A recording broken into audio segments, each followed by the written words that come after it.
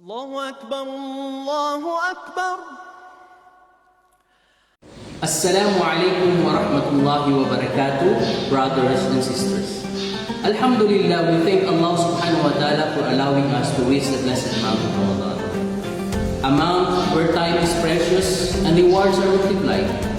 Ramadan is not just about abstaining from food and drink. It is about disciplining our time.